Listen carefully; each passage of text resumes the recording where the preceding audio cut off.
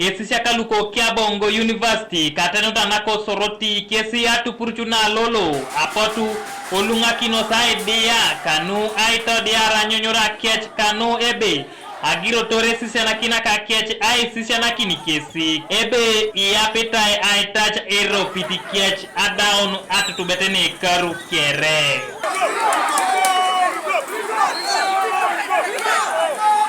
again na unyet na angonet kaluluda emame shisha na right anyoti lecturers berabaka sibonebe paka berikes kapun atacho nyesi buna takesi kwa ikinai ai compare kerai shisha laki ibore keniara ikini nyesi icholongo libo to didwe okinga ngun je kinene student ekasishan adakune icholong do bay nyakar ay nyak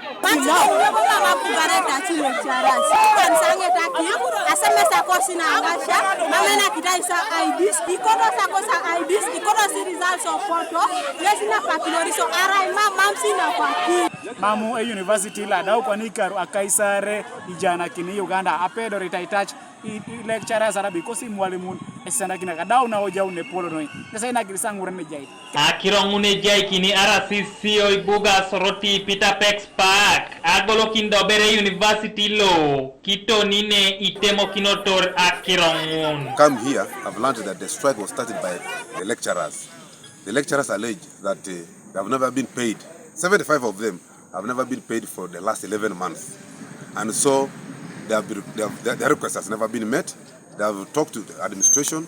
There is no good response. And so they decided to send a message to their WhatsApp that they are not ready to continue with the lectures. Now, the students have caught up from there. The students also have their demands. They're saying, one, since they joined here in first year, none of them has got an ID for the university. Two, the students are saying the last semester's results have never been released, and yet other universities, other campuses of Kyambogo have received their results. Then finally, of course, the lecturers are not teaching, so they are also demanding for lectures. So that's why they're on strike. I have attempted to talk to them here. They have refused. They have gone to town. So I'm following them to the town. But also, as of now, we are closing the university until management sorts out this matter. I've talked to the principal or the center manager. He's in Kampala, handling the same issues.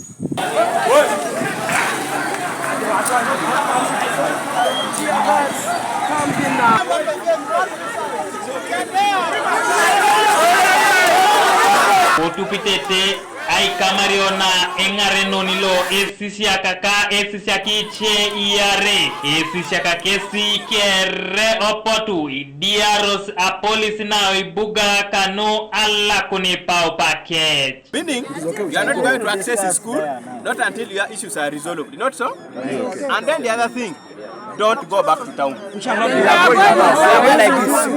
We are agreeing that you are not going to the university or town. You are not even going to town. No. You are going home. Yes. With our government. It's okay. We have agreed. Now, allow us, we get statements from these people, and then we release it. Kanuka TV East Solomon Ramu Koiboga Soroti.